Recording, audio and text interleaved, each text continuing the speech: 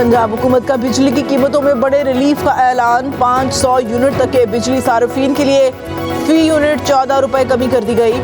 Relief अगस्त और सितंबर के बिलों में मिलेगा। नवाज शरीफ की वज़ीर आला मरियम नवाज के साथ प्रेस कॉन्फ्रेंस। कहा बिजली बिल्स में रिलीफ के लिए 45 अरब रुपए मख्तस किए गए।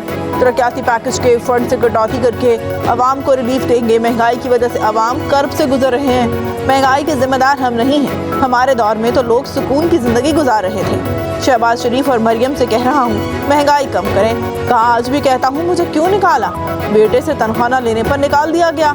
वज़ीर आज़म को निकालने वालों को अब कोई पूछने वाला नहीं। IMF को दोबारा लाने वालों के चेहरे पहचाने।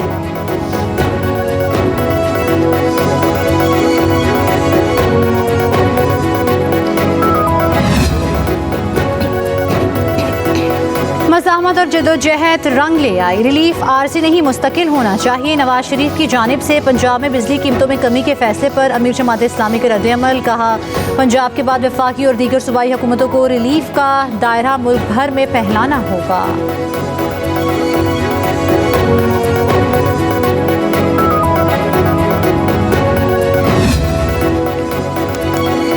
नवाज शरीफ अब भी माजी में रहते हैं। PTI का सदर नून लीग की प्रेस कॉन्फ्रेंस पर रद्द-ए-अमल। हमाद अजहर ने कहा अवाम को एक बार फिर गुमराह करने की कोशिश की गई। डॉलर मियां साहब के दौर से पहले 40 से 60 रुपए का था। बिजली के महंगे मुआहदे नवाज शरीफ के दौर में ही हुए। PTI के दौर में बिजली कीमत 16 रुपए फी यूनिट थी। मुशीर खजाना खैबर पख्तूनख्वा मुजम्मिल असलम ने कहा नवाज शरीफ आज भी मुझे क्यों निकाला वाले बयानिए पर अमल पैरा है। डॉलर को 180 से 280 पर आपके भाई ने पहुंचाया। मई, जून और जुलाई की शदीद गर्मी में आप कहाँ थे?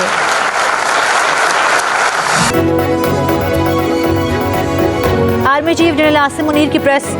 ओलंपिक्स में तलाई तमगा हासिल करने वाले अरशद नदीम के एजाज में खुसूसी तकरीब। कामयाबी को कौमी फ़ख्र करार दे दिया। ISPR के मुताबिक GHQ के ऑडिटोरियम में खुसूसी तकरीब में 1984 के ओलंपिक्स के खिलाड़ियों की भी शिरकत। आर्मी चीफ ने नया ओलंपिक रिकॉर्ड बनाने पर अरशद नदीम को सराहा। कहा ऐसी मंजिल सिर्फ मेहनत और अज़म से ही हासिल हो सकती है। अरशद नदीम की कामयाबी ने पूरी कौम को खुशियाँ दी। कौम ने अरशद नदीम को उनके कारनामे के मुताबिक नवाजा। आर्मी चीफ ने खिलाड़ियों की मुकम्मल सपोर्ट और उन्हें बाइख्तियार बनाने के अज़म का अयादा किया। खैबर पख्तूनख्वा में PTI की हुकूमत इख्तिलाफात का शिकार। सूबाई वजीर को हटाए जाने पर आवाज़ें उठने लगी। MNA आतिफ खान ने कहा शकील खान जैसा ईमानदार वजीर नहीं देखा। वो 10 साल काबीना में रहे। करप्शन की निशानदही करने पर साजिश की गई। किरदारों को जल्द बेनकाब करेंगे। शकील खान ने बानी PTI के पूछने पर मौजूदा सूबाई काबीना में करप्शन का बताया था।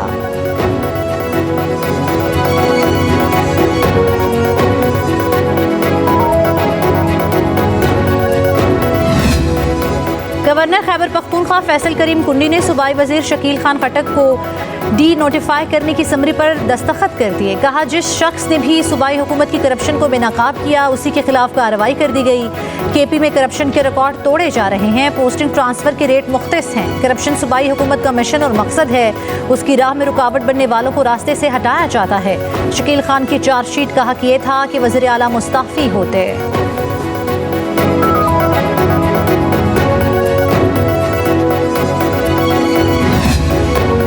इख्तिलाफात उसूलों पर हैं। करप्ट निज़ाम में काबीना का हिस्सा रहना मुमकिन नहीं। शकील खान का रद्द-ए-अमल। अली अमीन गंडापुर को करप्शन का सरगना करार दे दिया। कहा मैंने इस्तीफ़ा दिया, मेरे महकमे में मुसलसल मदाखलत हो रही थी।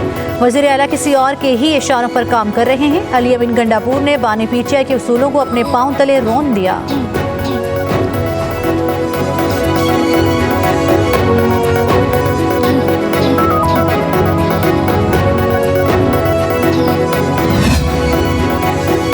वज़ीर आज़म इसाक डार ने फैज़ हमीद की गिरफ्तारी को मौजिज़ा करार दे दिया। अपने रद्द-ए-अमल में कहा मौज़े पर हैरान हूँ। पहली मरतबा इस तरह की चीज़ें हुई हैं। ये 2011 का प्रोजेक्ट था जिसका इख्तिताम हुआ। हम आज तक उसके नुकसानात भुगत रहे हैं। वज़ीर ख़जाना ने इंकशाफ किया फैज़ हमीद ने मुझसे भी माफ़ी मांगी थी। मैं भी फैज़ के मुतासरीन में शामिल हूँ। अल्लाह करे हम बतौर कौम सीधे रास्ते पर चलें।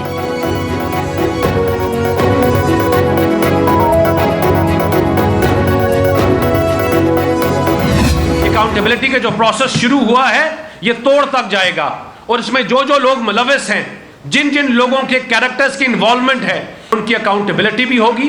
पाकिस्तान की अफवाज को, पाकिस्तान की मैशत को कमजोर किया गया वो सोशल मीडिया टेररिज्म के थ्रू। रऊफ हसन साहब के जो फोन से शवाहिद निकले उन आर्टिकल्स के थ्रू जो लिखवाए गए पाकिस्तान को कमजोर करने में। फौज में खुद एहतसाबी खुशाइंद अमल है। अपने ही लोगों का एहतसाब करना सबसे मुश्किल काम है। रहनुमा नून लीग दानियाल चौधरी की इस्लामाबाद में प्रेस कॉन्फ्रेंस। कहा, पाकिस्तान को कमजोर करने की साजिश में जो भी मुलव्विस हुआ उसे पकड़ा जा रहा है। सोशल मीडिया के जरिए अफवाज पाकिस्तान और मुल्क की मईशत को कमजोर किया गया। रऊफ हसन के फोन से शवाहिद भी मिल चुके हैं।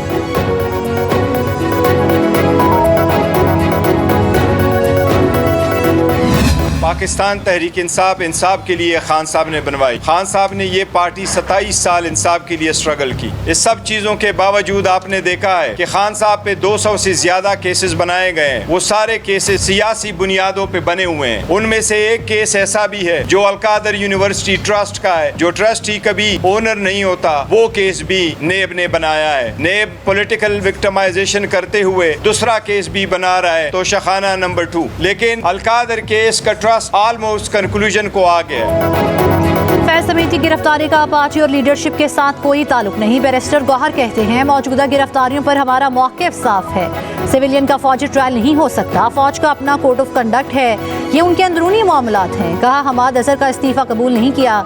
मीडिया से गुफ्तगू करते हुए कहा, बानी चेयरमैन पर 200 से ज़ायद केसेस सियासी बुनियादों पर बनाए गए।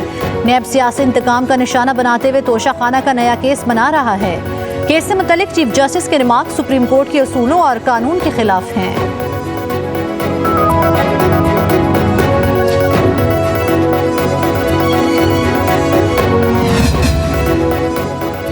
स्पीकर पंजाब असम्बली मलिक अहमद खान कहते हैं, फैज हमीद समेत दीगर साबिक अफसरों का कोर्ट मार्शल फौज का अंदरूनी मामला है, इसे सियासी तनाजुर में नहीं लाना चाहिए। कहा, रऊफ हसन की मुल्की और गैर मुल्की अनासर के साथ प्रोपोगेंडा की खबरें तशवीशनाक हैं। सियासी इस्तेहकाम खराब करने वालों को सोचना चाहिए कि सियासी इस्तेहकाम से मुआशी इस्तेहकाम होता है।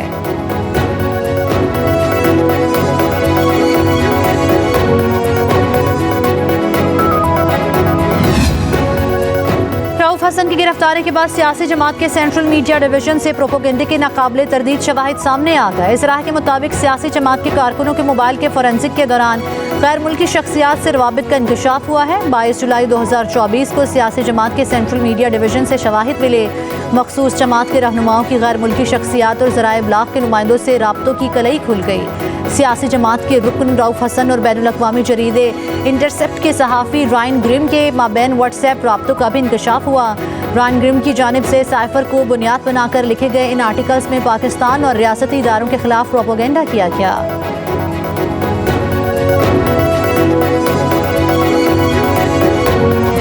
9 माह का मास्टरमाइंड कौन है और कौन सहूलतकार थे, अब कोई चीज़ पोशीदा नहीं रही। वज़ीर इत्तलात पंजाब अस्मा बुखारी कहती हैं, 9 मई के वाक़यात में मुलव्विस गैंग आहिस्ता आहिस्ता एक्सपोज हो रहे हैं। एहसान फरामोश की हर रेस में बानी पीटीआई अव्वल नंबर पर आए हैं।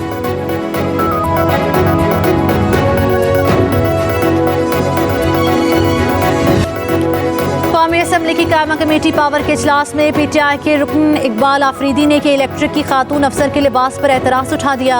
कहा, कौमी असम्बली की कमेटी में आने के लिए लिबास का कोई SOP होना चाहिए।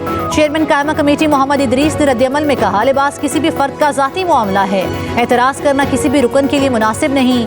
वफाकी वज़ीर इत्तलात अता तारड़ की इकबाल आफरीदी पर तनकीद। कहा, तहरीक इंसाफ ख़वातीन के लिए तहरीक नाइंसाफ बन चुकी है। ख़वातीन को हरासा करना किसी भी सूरत में कबूल नहीं।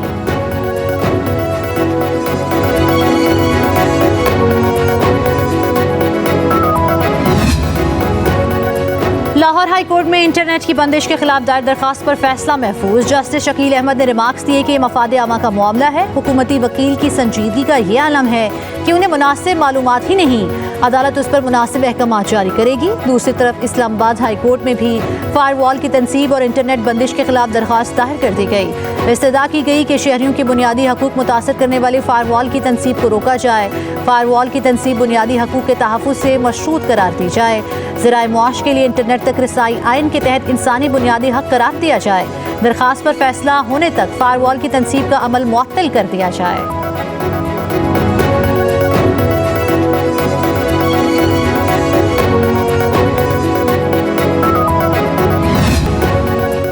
हस्तौर के गांव फीना में फंसे गैर मुल्की सयाहों को महफूज मकाम पर मुंतकिल कर दिया गया। NDMA ने वज़ीर-ए-आज़म को रिपोर्ट पेश कर दी। 2 सयाहों का ताल्लुक इटली और एक का अर्जेंटीना से है। फेना पुल की बहाली का काम भी तेजी से जारी है।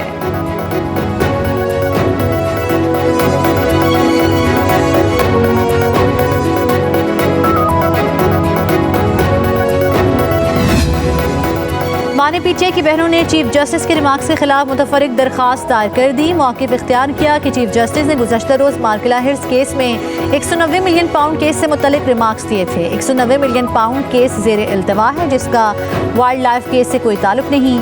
चीफ जस्टिस काज़ी फ़ाइज़ ईसा के रिमार्क्स ज़ेर इल्तवा केस को बुरी तरह मुतासिर करेंगे।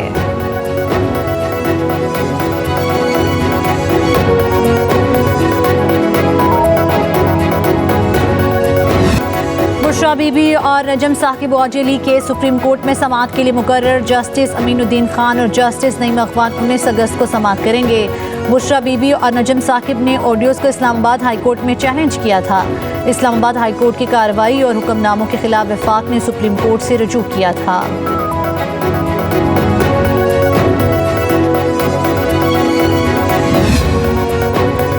यूटिलिटी स्टोर्स को दी जाने वाली सब्सिडी पर टर्नओवर टैक्स आयद कर दिया गया। रवा माली साल यूटिलिटी स्टोर्स को दी जाने वाली सब्सिडी पर 1.25% टैक्स आयद होगा। ज़राए के मुताबिक सब्सिडी पर FBR रवा माली साल तकरीबन 1 अरब टैक्स वसूल करेगा। सब्सिडी पर टैक्स आयद करने के लिए रवा माली साल फाइनेंस बिल का हिस्सा बना दिया गया। FBR यूटिलिटी स्टोर्स के दरमियान सब्सिडी पर टैक्स आयद करने का तनाज़ा है।